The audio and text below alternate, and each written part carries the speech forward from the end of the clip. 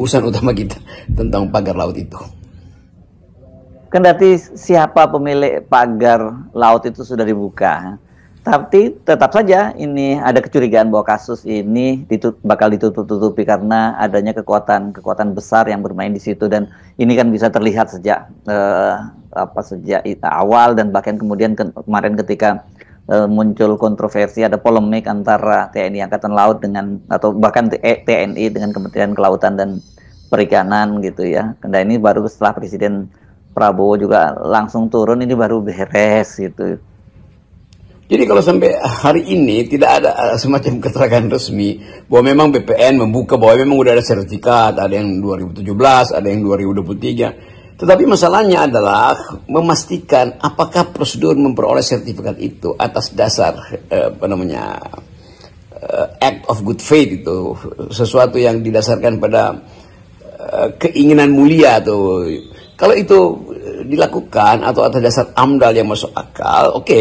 Tetapi orang mulai curiga bahwa di belakangnya justru akal-akalan yang seperti biasa, kong kaling kong, atau prosedur ugal-ugalan untuk menghasilkan sertifikat itu yang dihasilkan melalui transaksi antara pejabat dan pengusaha dan para preman atau calo di pertanahan di situ. Jadi semua ini yang mesti dibuka dulu supaya kita mengerti bahwa ada prosedur yang sudah bereskah atau ada prosedur yang dilanggar. Dan sementara ini tentu tuduhannya adalah pihak korporasi pasti menyewa aparat, menyewa calo untuk memperoleh sertifikat itu. Tapi masalahnya adalah kenapa penyewaan itu atau upaya korporasi untuk memonopoli hak atas laut itu diiyakan oleh negara. Kan masalahnya tetap di situ kan negara punya kekuasaan. Kenapa negara tidak bisa paling nggak bersikap etikal terhadap proposal-proposal yang hendak mengendalikan akses natural ke laut? Kan negara harus memproteksi hak rakyat supaya tidak dikuasai oleh sekelompok orang tuh. Ya tentu saja korporasi dengan mudah mengatakan oke, kami dapat izin. Ya memang yang salah lah negara, kenapa dikasih izin? Dan itu artinya negara melakukan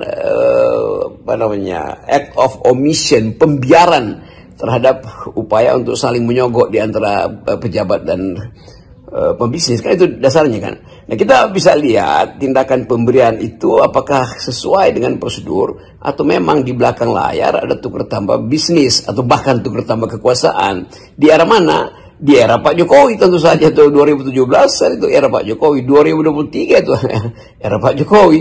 Jadi tetap ini adalah soal yang akan jadi skandal sebetulnya. Dan kita tahu bahwa setiap skandal itu di dalamnya pasti ada berbagai pihak. Kita tunggu aja proses ini. Yang tidak bisa kita tunggu adalah keinginan rakyat untuk segera mendapat kejelasan mengapa hal-hal yang ada di depan mata itu tidak bisa diselesaikan di antara menteri-menteri kabinet yang ada sekarang. Ya tentu karena ada masalah dengan kabinet yang lalu. Tetapi rakyat ingin tahu supaya jelaskan pada kami rakyat apa sebetulnya yang terjadi sehingga antar menteri di kabinet Pak Prabowo itu seolah-olah saling lempar isu atau saling ngintip peluang untuk menyelamatkan muka seseorang atau berupaya untuk cari situasi yang win-win solution. Dan itu